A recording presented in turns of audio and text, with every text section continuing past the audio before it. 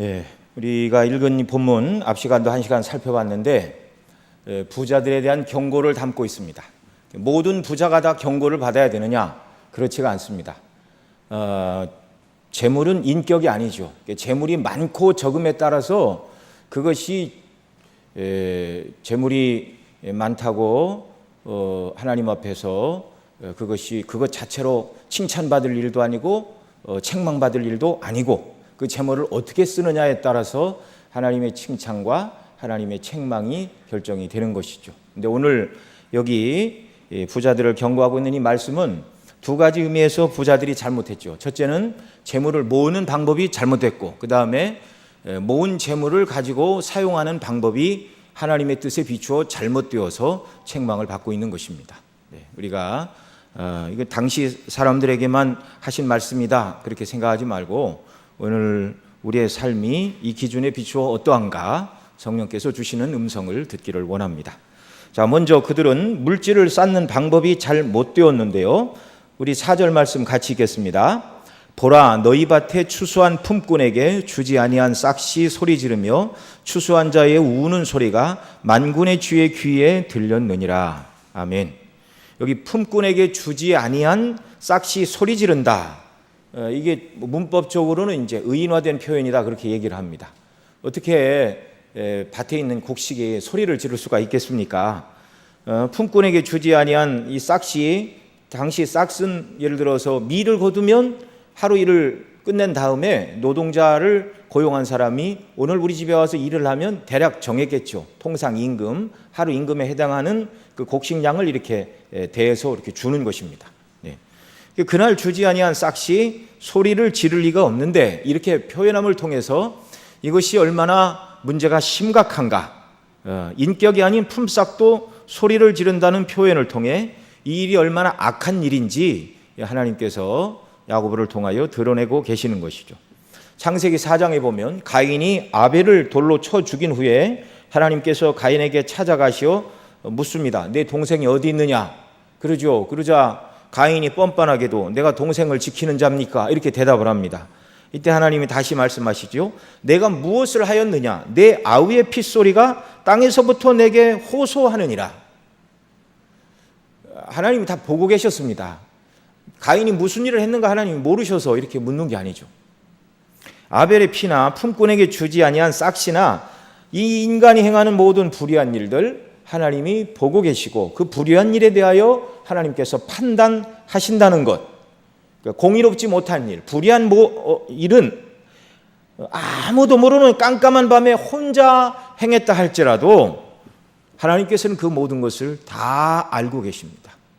우리의 마음을 지으신 분이시죠.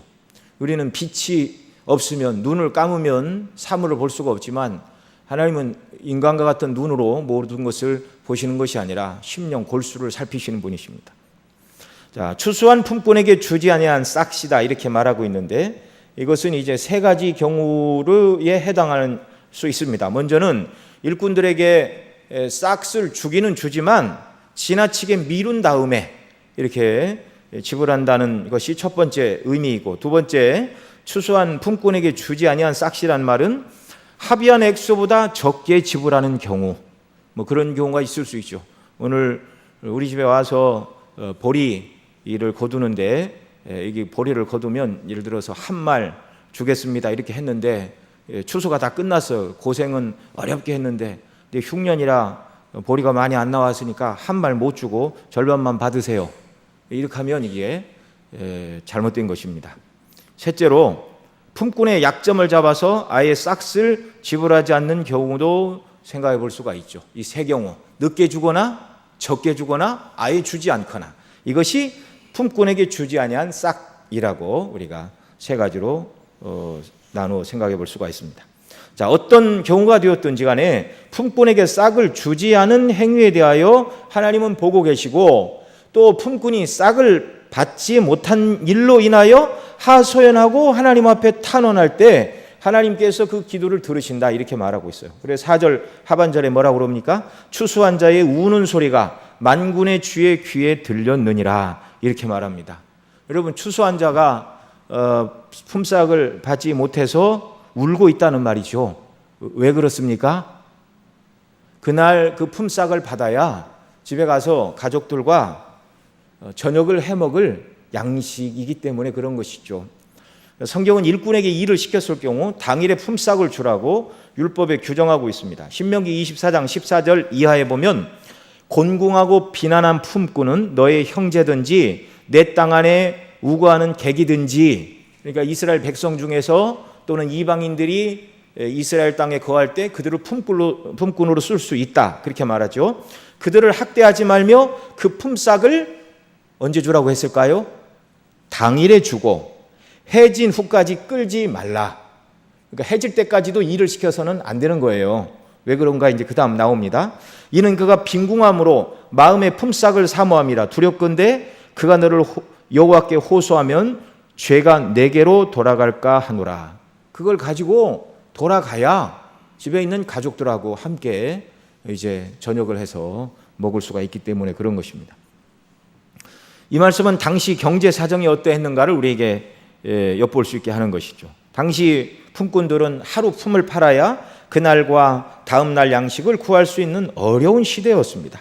그러니까 이 품꾼들은 겨우 하루 일해서 그 다음 날 생계를 이어갈 만큼 그렇게 형편이 어려웠단 말이죠. 그러니 이들에게 하루라도 제때 품삯을 주지 않는다면 그날은 가족 모두가 굶어야 하는 절박한 상황이었습니다.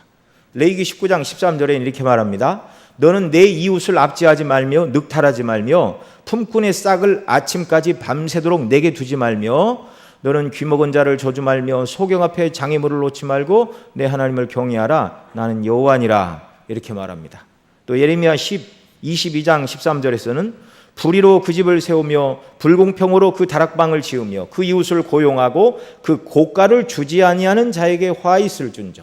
이 고가, 정해진 가격을 말하는 것이죠. 주지 않는다. 앞서 말한 세 가지 경우, 늦게 주거나 적게 주거나 아예 주지 않거나 이런 경우들, 이런 자들에게는 화가 있다고 분명히 하나님께서 말씀하십니다. 자, 이스라엘에 거하던 정말 여러분 왜 이렇게 하지 말아야 되는가? 왜 이렇게 하지 말아야 되는가? 일방적으로 품삯을 주지 않거나 깎아서 주거나 또 늦게 주거나 그런 일들은 하나님께서 이스라엘 백성 모두에게 베푸신 은혜에 비추어 볼 때 은혜에 합당한 행동이 아니라 은혜에 반하는 삶, 은혜에 비추어 볼 때 그 은혜에 배반하는 삶이다. 그래서 그렇게 하면 안 된다는 것이죠. 자, 신명기 6장에 보면 이렇게 말씀하십니다. 내 하나님 여호와께서 내 조상 아브라함과 이삭과 야곱을 향하여 주리라 맹세하신 땅으로 너를 들어가게 하시고, 자, 그러니까 이스라엘 백성들이 그 가나안 땅을 그들이 가가지고 아무도 없는 땅에 허허벌판을 간척을 하고 땅과 논밭을 이루고 또 아무것도 없는데 집들을 짓고 그 다음에 또 뭐 대적이 쳐들어올 수 있는데 성벽을 잘 쌓아서 이렇게 국방을 튼튼히 한 그런 나라가 아니었습니다. 어떤 나라였죠?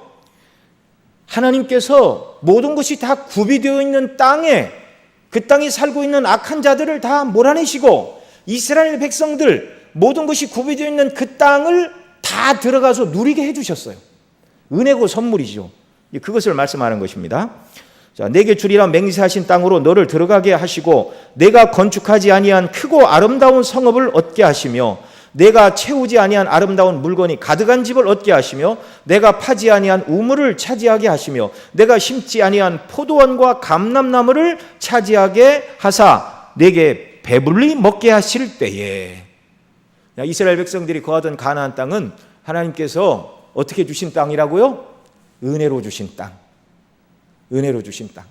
아무것도 하지 않았는데 거기에 거하던 하나님을 경외하지 않고 우상을 숭배하던 자들을 싹 옮겨놓고 택한 그 백성들을 아무것도 하지 아니했는데 집도 주고 성도 주고 그 물이 귀한 그 땅에 우물도 주시고 각종 심지 않은 과일나무를 다 심어서 열매를 따먹게 하시고, 정말 얼마나 하나님께서 거저 주신 것입니까?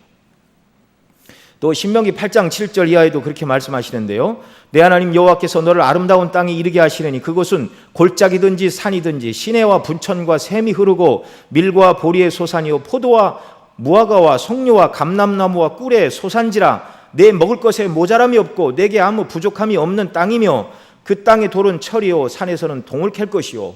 철과 동을 녹여서는 이제 농기구를 만드는 것이죠. 기계를 만드는 것이고.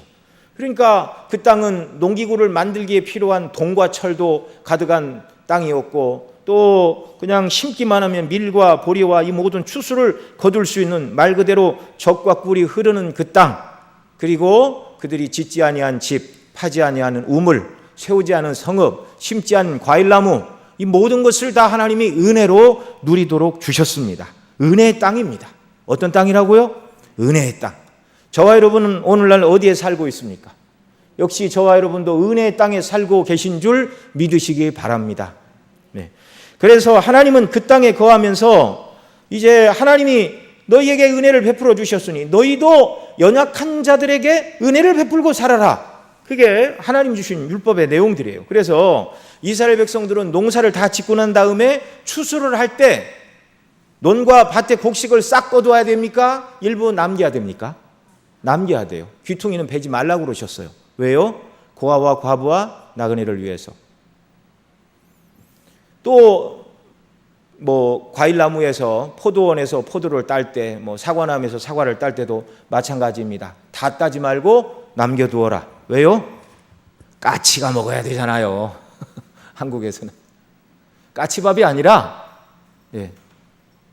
그 고아와 과부 중에 그렇게 남겨놓지 않으면 과일을 먹을 수 없는 사람들을 위해서 남겨놓으라는 것입니다. 그 다음에 또 추수한 밭에 이렇게 이삭이 떨어집니까? 안 떨어집니까? 떨어지죠. 근데 그 이삭을 밭주인에게 주지 말라고 그랬어요. 역시 고아와 과부와 이방인들을 위해서 남겨두라. 그렇게 말씀하신 것입니다. 하나님께서 애굽 땅 종로로 타던 백성들에게 은혜로 노예가 아닌 자유민. 노예는 아무리 일을 해도 자기 것이 아닙니다. 즐거움이 없어요. 뿐만 아니라 하나님을 경외함으로 구원받은 하나님의 백성이 되는 영광스러운 삶을 살게 하시고, 그 다음에 삶의 형편은 부수적으로 주신 것이죠.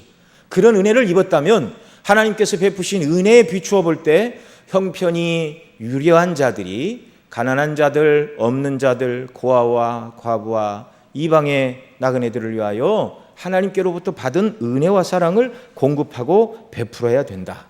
그래서 밭 모퉁이를 추수하지 말고 과일을 다 따지 말고 추수한 밭에 이삭을 줍지 말라.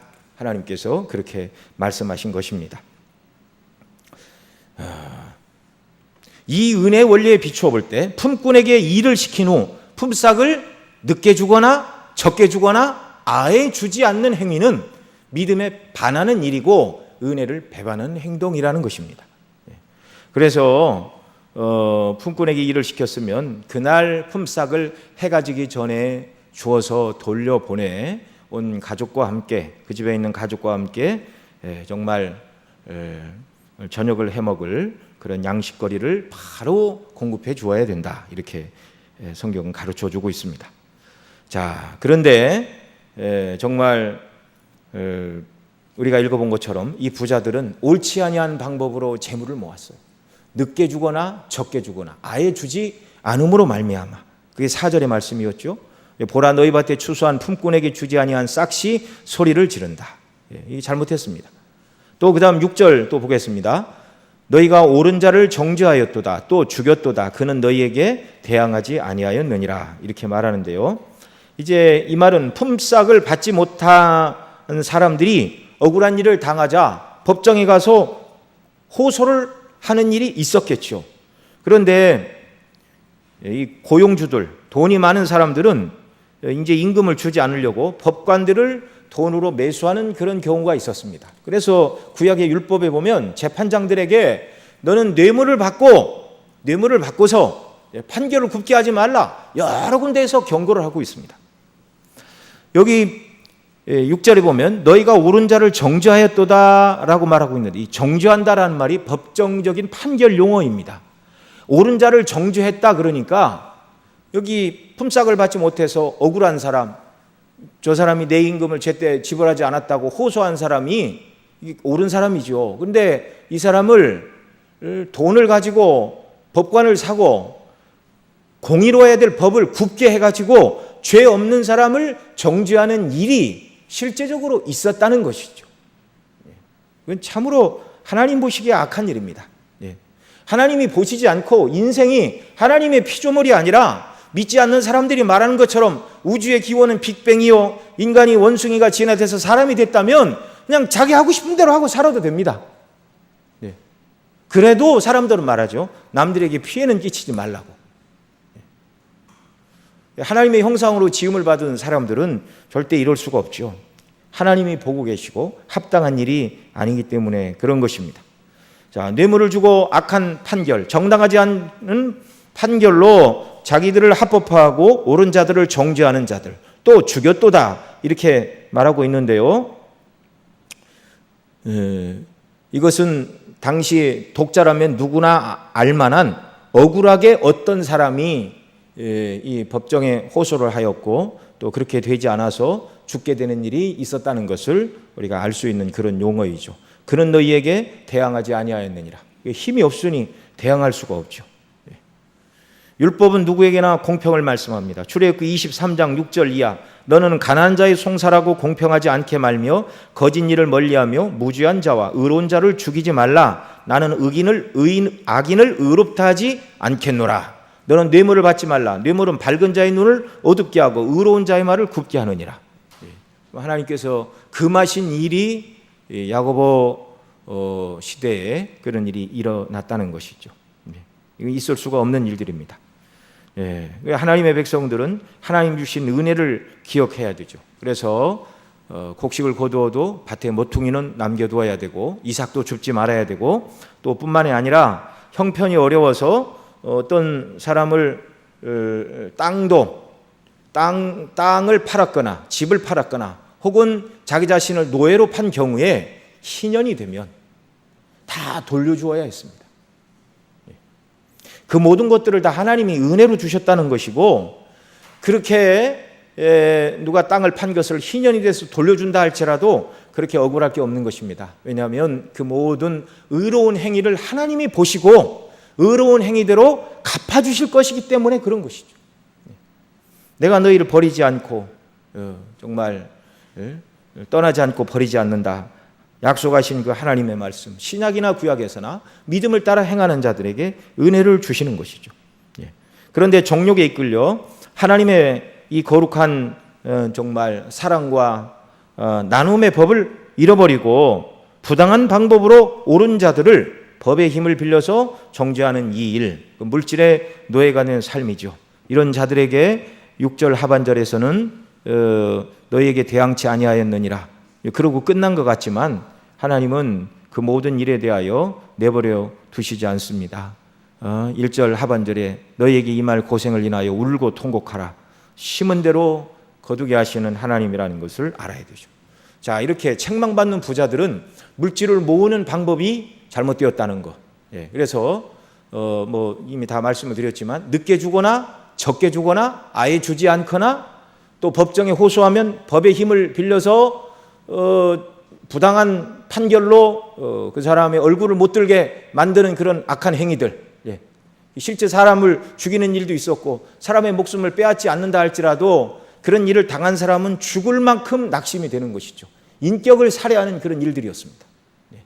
이렇게 악한 방식으로 재물을 모으는 것이 하나님께 책망받는 일이고, 그 다음 두 번째로 야고보는 누구를 책망하고 있는가? 물질을 모으는 방법이 잘못되었을 뿐만 아니라 그것을 사용하는 방법이 하나님 뜻에 합당하지 않은 자들을 지금 책망하고 있습니다. 우리 2절 3절 같이 읽습니다. 너희 재물은 썩었고 너희 옷은 좀 먹었으며 너희 금과 은은 녹슬었으니 이 녹이 너희에게 증거가 되며 불같이 너희 살을 먹으리라. 너희가 말세에 재물을 쌓았도다. 자, 여러분 2절에 보면 너희 재물이 썩었고 옷은 좀 먹었고 이렇게 말하는데 왜 재물이 썩고 옷이 좀을 먹습니까? 왜요? 창고에 쌓아놓기만 했어요. 재물을 모으는 데만 열중했지 바르게 쓰는 것이 무엇인지 생각하지 않고 재물을 바르게 쓰는 일을 하지 않았다는 것입니다. 재물은 썩었다 이렇게 말하는데 1세기의 곡식들은 당시 곡식들은 중요한 재물이었죠. 재물이 썩었다 그 말은 곡식, 기름 이런 것들이 창고에서 썩어 나가고 있는데 나눠주지 않았다는 거예요. 고아와 과부와 이방인들에게. 옷이 좀 먹었다 이렇게 말하고 있죠. 2절 그 다음 하반절에는. 예. 여러분 오늘날처럼 옷이 흔한 시대가 어디 있습니까? 예. 그냥 산업혁명이 일어나가지고 방직기술이 발달해서 산업혁명은 곧 방직기술을 이제 산업혁명의 시작으로 그렇게 보고 있죠. 이제 그 이후에 옷들이 흔해져가지고 또 옷에 물을 들이는 물감 이런 것들이 개발을 해가지고 얼마나 좋은 옷들을 또 갖가지 이렇게 염색을 해서 아름답게 입고 다니는지 몰라요. 그런데 고대 시대에 옷은요 일생 한 벌 입고 사는 경우도 많았습니다. 네. 옛날 이스라엘 사람들 옷 이렇게 속 이렇게 간다는 거 입고 그 다음에 이렇게 위에서부터 머리 쓰고서 이렇게 몸통 끈으로 묶고 이렇게 패션 이런 건 뭐 없어요. 그리고 이 겉옷이 길 가다가 이제 덮고 자면 이불이 되는 거고 또 아무것도 없는 사람은 길바닥에 펴놓으면 이제 그게 이제 음식도 놓고 가고 뭣도 놓고 가고 하는 그런 용도가 되고. 네. 그래서 구약 성경에 보면 겉옷을 전당 잡았을 경우에 해가 지기 전에 돌려주어라. 왜냐하면 그것은 그 사람이 그날 밤 덮고 자야 될 이불이다. 그렇게 말씀하고 있습니다. 그렇게 어려운 시대였어요. 그런데 뭐라고 그럽니까? 옷이 좀 먹었다. 정말 고가의 상품이 옷이었죠. 선물로 주어져야 마땅한 옷인데 나누어주지 않아서 조미스로 쓸모없게 되었다. 곡식과 의복 얼마든지 나눠줄 수 있죠. 가난한 자들에게. 그런데 부자들은 불의한 방법으로 모으는 데만 열중을 했지 창고에서 곡식이 부패하고 옷이 조미스러 버리는 한이 있어도 흩어 구제하지 않았다. 그게 악인들에게 야고보가 고소하는 고소입니다. 지난주도 잠깐 말씀을 드렸는데 오늘날 이 자본주의 시대에서 내가 내 것 가지고 내 마음대로 쓰는데 사회적인 법정에서는요 이걸 죄라고 할 수가 없어요. 죄라고 할 수가 없습니다. 나누어주지 않아서 부패해서 음식을 버렸다. 그게 무슨 죄인가요? 죄가 아니죠. 그런데 하나님의 은혜의 원리에 비추어 볼 때, 당시에 하나님의 백성들의 은혜의 공동체에 비추어 볼 때는 있어서는 안 되는 일이다 그 말입니다. 그러니까 그리스도인들의 이런 모든 윤리의식은 믿지 않는 사람들의 수준과 다른 것입니다. 은혜 받은 사람으로서 비추어 하나님 보시기에 이것이 합당한가 그렇지 아니한가 이것이 모든 그리스도인들의 도덕과 윤리의 기준이지 뭐 세상에 뭐 헌법, 형법, 상법 이런 거 갖고 사는 사람이 그리스도인 아닙니다. 자, 그 다음 또 3절에서는 뭐라고 그러죠? 너희 금과 은은 녹슬었으니 이 녹이 너희에게 증거가 되며 불같이 너희 살을 먹으리라 이렇게 말합니다. 여러분 금과 은은 금속들 중에 산화서열 그러니까 산소와 결합을 해가지고 여러분 철 같은 경우에는 산소하고 결합을 하면 빨갛게 됩니다. 그게 이제 녹슬은 거죠 말 그대로. 그런데 금과 은은 이 산화서열이 맨 뒤에 있어서 쉽게 녹슬지 않고 그래서 어떤 사람들은 금과 은은 녹슬지 않는다 이렇게까지 말하는 사람들도 있습니다. 예. 야고보는 잘 녹슬지 않는 금과 은이지만 그것을 쌓아놓기만 하는 것은 금과 은이 녹이 슬어서 없어지는 것보다 나쁜 행위라는 것을 지적하고 있는 것입니다. 하나님께서 재물을 주신 것은 왜 주셨죠? 그것을 통하여 하나님께 영광을 돌리기 위하여 하나님께서 쓰라고 명하신 곳에 쓰라고 하나님께서 맡겨주신 것이죠. 이게 기독교적인 청지기 관입니다.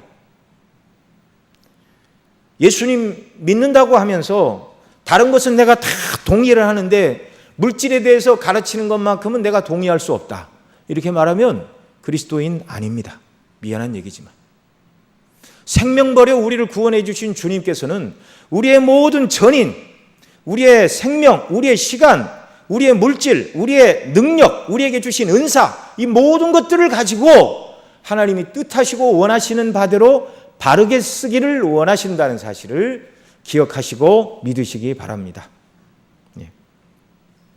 여러분 재물을 쌓아놓고 쓰지 않는 것은 왜 그렇죠? 이것은 돈을 사랑하는 악한 마음입니다. 지금 쓰면 나중에 어떻게 살아가나, 혹시 정말 이 곡식이 지금은 있지만 흉년이 들어서 내년에 먹을 것이 없고 후년에 먹을 것이 없으면 어떡하나. 먹이시고 입히시는 하나님의 능력을 신뢰하지 않는 그런 행동입니다. 여러분, 진정으로 재물을 모으려면 어떻게 해야 되죠? 하나님 나라에 저축해야 됩니다. 마태복음 6장 19절 이하에서 이렇게 말합니다. 너희를 위하여 보물을 땅에 쌓아두지 말라. 거기는 좀과 동록이 해하며 도적이 구멍을 뚫고 도적질하느니라. 오직 너희를 위하여 보물을 하늘에 쌓아두라. 거기는 좀이나 동록이 해하지 못하며 도적이 구멍을 뚫지도 못하고 도적질도 못하느니라. 세상에서 금고를 잘 지어서 자기 모은 것을 잘 보관을 하면 자기 죽을 때까지 80, 90, 100년 보관 잘 하겠죠. 내가 세상 떠나면 그것이 누구의 손으로 갑니까? 재물에는 날개가 달려 있어 누구에게 갈지 알지 못한다. 성경이 이렇게 가르치고 있죠. 그러나 하늘에 쌓아두면 그것이 영원토록 있다. 이렇게 말하고 있습니다. 무엇이 참된 지혜인가? 저와 여러분이 배워야 될 줄로 믿습니다. 이 설교는 제 자신에게 하고 있습니다. 여러분 각자도 그렇게 들으시기 바랍니다. 성도가 진정으로 믿음이 있다고 말할 때는 그 사람의 입으로 하는 신앙 고백 외에 물질에 대한 바른 가치관을 가지고 사용하고 있는가? 그래서 하나님의 사람 무디는 이렇게 얘기했어요. 그 사람이 진정으로 회심했는지는 그 사람 지갑이 회심했는지를 봐야 할 수 있다. 참 전국을 찌르는 말이죠. 자, 그러나 지금 이 사람 자기를 위해서 첫째 이 책망받는 부자 모으는 방법이 잘못됐다고 말씀을 드렸습니다. 둘째로는 재물을 쓰는 방법이 잘못됐다고 말씀을 드렸는데 창고에서 썩어 나가도록 나눠주지 않는 것, 이것을 지금 2절 3절에서는 책망을 했고요. 또 그 다음 6절에 보면 재물을 또 바르게 쓰지 이것은 잘못 쓰는 것이다. 하나님의 책망을 받고 있는 내용이 기록되고 있습니다. 자, 5절에 있네요. 5절 말씀 같이 읽겠습니다. 시작. 너희가 땅에서 사치하고 연락하여 도살의 날에 너희 마음을 살찌게 하였도다. 이렇게 말하고 있습니다. 자, 너희가 땅에서 사치하고 연락하여.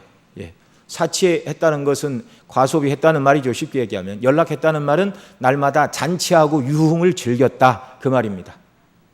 여러분, 또 세상의 기준으로 볼 때 가진 사람이 목걸이를 금으로 100돈을 하든 200돈을 하든 그 사회적으로는 누가 뭐라고 합니까? 아무도 뭐라고 할 수가 없어요. 물론 그렇게 하고 굶어 죽는 가난한 나라 가서 의시되면 그건 이제 도덕적으로 비난받을 일이죠. 그런다고 해서 경찰이 와서 사법 처리하지 않습니다. 사유재산이니까. 또 어떤 부자가 날마다 최고급 식사로 매일같이 365일 잔치를 한다고 할지라도 사회적으로는 그것이 죄입니까? 죄가 아닙니까? 죄가 아니죠. 그리고 젊은 사람들은 그러겠죠. 야, 멋지다. 나도 돈 벌어서 인생 저렇게 한번 살아봐야 되겠다. 그러나 하나님은 그렇게 말씀하지 않습니다. 돈은 그렇게 쓰는 게 아니다. 물질에 대한 세 번째 죄를 지적하고 있는데, 너희가 땅에서 사치하고 연락하여 도살의 날에 너희 마음을 살찌게 했다. 불이하게 재물을 모으는 것이 죄요. 둘째로는 고아와 과부와 같은 약자들을 위해 물질을 쓰지 않고 녹이 쓸어 물건을 버리기까지 쌓아놓기만 하는 것이 두 번째 죄요. 물질에 대하여 부자들이 책망을 받는 세 번째 죄는 물질을 쓰기는 쓰는데 자기 자신의 사치와 연락을 위해서만 물질을 사용하는 것은 하나님 앞에서 죄라고 명백히 지적하고 있습니다. 너희가 땅에서 사치하고 연락하며 이렇게 말하고 있는데, 여기 땅이라는 말은 하늘은 염두에 두고 살지 않는다 그 말입니다. 하늘에 계신 하나님에 대해서는 전혀 기약하지 않고 가진 것이 많다고 세상에서 영원히 살 것처럼, 죽음의 날이 오지 않을 것처럼 세상에서 먹고 마시고 연락하는데 반드시 그러한 삶은 끝이 있고 그 다음에 그 악한 삶에 대하여 하나님의 심판이 기다리고 있다는 경고입니다.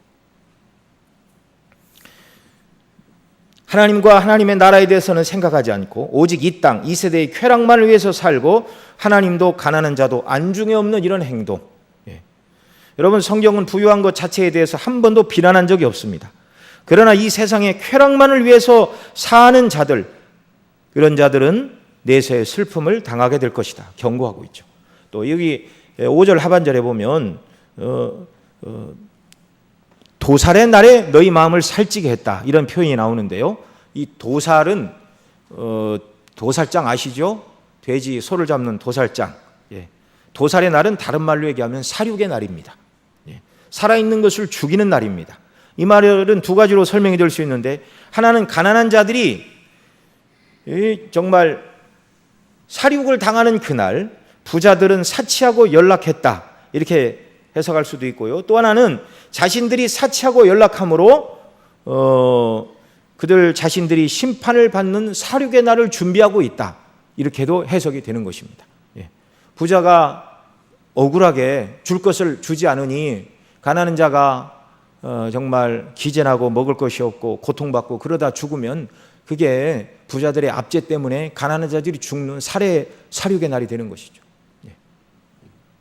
이 두 가지 해석은 뭐 다른 것이 아니죠. 동시에 일어나는 한 가지의 사건입니다.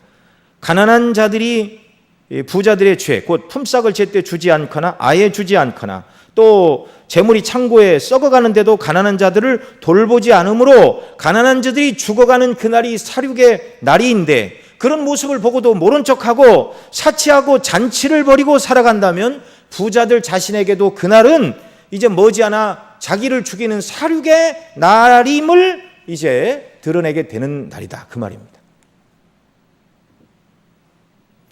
여러분, 하나님은 이 모든 것을 그냥 보고 계시지 않습니다. 이 야고보서는 주후 50년, 60년 경에 기록됐다고 이렇게 알려지고 있는데요. 그 후로부터 10년, 20년 후에 이 편지를 받아보던 사람들에게는 큰 재난이 닥쳤습니다. 그게 뭐냐면 바로 주 70년 로마의 디도 장군이, 나중에 이 사람이 이제 로마로 들어가서 티토 황제가 됩니다. 디도 황제가 되는데, 디도 장군이 군사를 이끌고 와서 예루살렘을 철저하게 함락을 시키는 그런 일이 있었습니다. 자, 이때 가난한 자들은 모든 것이 불타버릴 때 별로 탈 것이 없었지만 부자들은 망하던 그날 정말 살 소망이 재산이 불탈 때 먼저 끊어졌겠죠.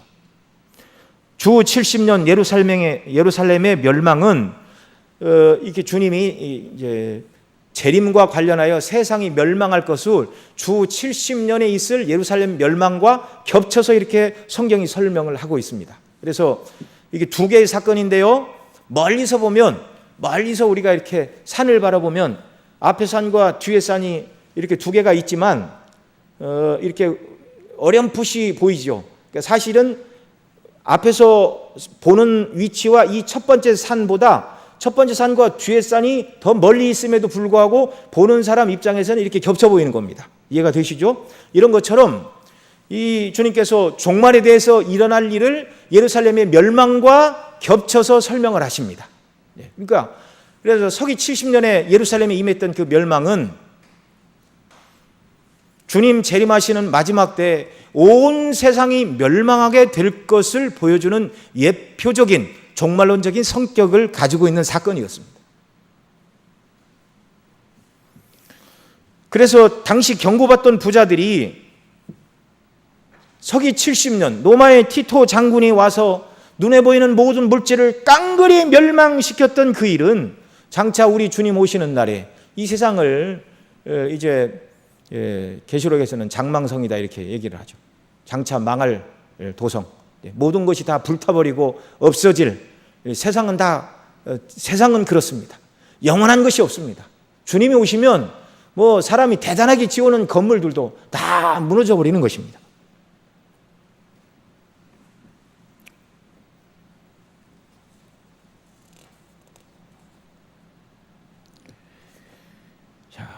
성경은 물질을 모으지 말라 그렇게 말씀하지 않습니다. 지난주에 말씀드린 대로 아브라함, 다윗, 또 신약의 삭개오 같은 사람들은 물질의 종이 아니라 물질의 주인으로 하나님이 기뻐하시는 대로 사용을 했습니다. 근데 우리 주님이 너희가 두 주인을 섬길 수 없다 그러면서 너희가 하나님과 재물을 겸하여 섬길 수 없느니라 그렇게 말씀하셨습니다. 그러니까 물질을 많이 가지고 있어도 하나님을 섬기는 종으로서 사는 사람이 있고요, 많은 물질 자체가 주인이 되어 물질의 종로로 사는 사람. 오늘 본문이 고발하고 있는 대로 모으는 방식이 잘못되었습니다. 늦게 주거나 적게 주거나 주지 않거나, 또 그렇게 모은 것을 가지고 창고에 부패하고 썩어나갈 때까지 가난한 자들에게 나눠주지 않거나, 또 쓰기는 쓰는데 사치하고 연락하는 일에 쓰는 그 모든 일들, 그것은 물질의 종된 삶이라는 것입니다.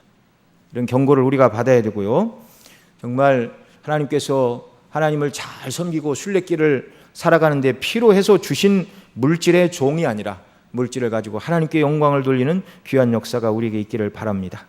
여러분, 구약의 야곱의 아들 요셉, 애굽의 총리가 되었죠.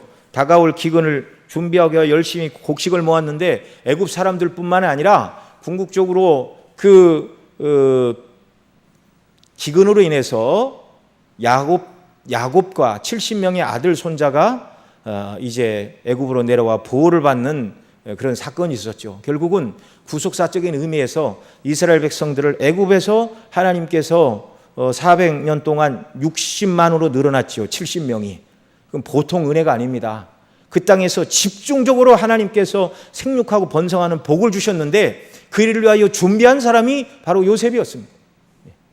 요셉은 총리가 된 다음에 형들에게 화풀이를 하거나 자기가 총리가 되었다고 세상 영광을 누린 것이 아니라 이스라엘을 보호하는 아비의 심정으로 정말 하나님께서 그들을 가나안 땅으로 인도하실 때가 올 것을 바라보고 자기 백성을 고센 땅에서 그 애굽 사람들과 섞여서 죄악된 삶을 살지 않도록 고센 땅에서 구별한 곳에서 자기 백성을 보호하는 보호자의 역할을 감당을 했습니다. 그게 권세와 물질을 의미 있고 바르게 쓴 사람이죠. 하나님 나라의 관점에서. 여러분, 성도가 저축하고 아끼는 것은 잘못된 일이 아닙니다. 웨슬레는 이렇게 말했습니다. 그리스도인들이 물질에 대해서 가져야 될 중요한 철학이 있다. 셋으로 요약을 하면, 첫째는 열심히 일하라, 둘째로 열심히 저축하라, 셋째 하나님과 의를 위해 써라. 우린 열심히 일해서 정말 일하지 않는 게으른 사람이 되어서는 안 되겠죠. 그리스도인들이 하나님 맡겨주신 삶의 처소에서 열심히 일하는 역사가 있기를 바랍니다. 그리고 열심히 일해서 잘 저축하고 하나님께서 이것은 필요한 일이다 명하실 때, 마음에 감동을 주실 때 그 일을 바르게 정말 하나님의 의를 위해서 쓰는 역사가 우리 모두에게 있기를 바랍니다. 그리고 마지막으로 여러분, 3절 하반절에 보면 너희가 말세에 재물을 쌓았도다 이렇게 말을 하고 있습니다. 여러분, 말세는 예수님의 초림부터 재림 사이를 성경에서는 말세라고 그럽니다. 예수님이 어느 때 재림하셔도 이상하지 않아요. 왜요? 주님께서는 성경에 기록하고 있죠. 하루가 1000년 같고 1000년이 하루 같은 것이 하나님의 계산법인데 왜 아직 주님이 재림하지 않으셨는가? 하나님의 택한 백성들의 그 구원받아야 될 숫자가 아직 다 차지 않은 것, 오직 하나의 이유밖에 없습니다. 그 숫자가 얼마큼이고 언제 이루어질지 우리는 알지 못하지만 하나님의 뜻이 이루어져가는 이 말세에 우리가 해야 될 일은 말세에 적어도 재물을 쌓는 일은 아니라고 여기 야고보가 말하고 있습니다. 야고보의 말대로 의하면 말세는 재물을 쌓아서는 안 되는 것이고요, 말세는 재물을 쌓으려면 하늘에 쌓아라. 아까 주님 말씀을 드렸죠. 그렇게 여러분 살아갈 때 말세는 어느 때입니까? 돌아올 재림의 날을 준비하는 때입니다. 저와 여러분이 눈을 들어서 눈에 보이는 세상만 바라보지 말고 이 세상 건너편에 있는 하나님 나라와 그 영광을 바라보시기를 바랍니다. 그 나라를 바라보면 세상과 비교할 수 없는 영원한 천국을 저와 여러분에게 그리스도 안에서 값없이 주셨고요, 또 그 나라에서는 이제 우리가 주님 오시면 우리가 변화합니다. 죄를 짓지 않는 거룩한 몸으로, 예수님의 부활 때 입으셨던 그 영광스러운 몸으로 변화된 몸을 우리가 입고 하나님 나라에 들어가게 되는 것이죠. 죄를 지을 가능성이 전혀 없는 영화로운 몸을 입고 천국에 들어가 영생을 누리는데, 영생이 무엇이죠? 유일하신 참 하나님과 그의 보내신 자 예수 그리스도를 아는 것인데, 하나님 아버지와 그리스도와 더불어 영원한 영광의 교제 속에 저와 여러분이 참여하게 될 것입니다. 이 날을 기대하고 소망하고 살고 있다면 세상에서 말세를 살아가면서 재물을 모으는 데만 열심을 낼 일이 아니라는 것을 누구나 알 수가 있는 것이죠. 주님의 부르심에 따라 하늘의 소망을 가지고 믿음을 따라 살아가고 열심히 일하여 하나님 나라를 세워가고 건설하는 저와 여러분 모두가 되시기를 바랍니다. 기도하겠습니다. 하나님 아버지, 우리에게 주신 은혜를 날마다 기억하고 감사하며 살게 하여 주시고, 정말 말세에 재물을 쌓는 것이 인생의 목표가 아니라 말세에 하늘의 영광을 사모하고 그 천국의 재물을 쌓고 하나님 앞에 섰을 때 잘했다 칭찬받는 사람으로 살아갈 수 있기를 소망하는 우리 귀한 성도님들 다 되게 하시고, 이런 삶을 살아갈 수 있도록 힘과 은혜와 능력을 더하여 주옵소서. 우리 구주 예수님의 이름으로 기도드리옵나이다. 아멘.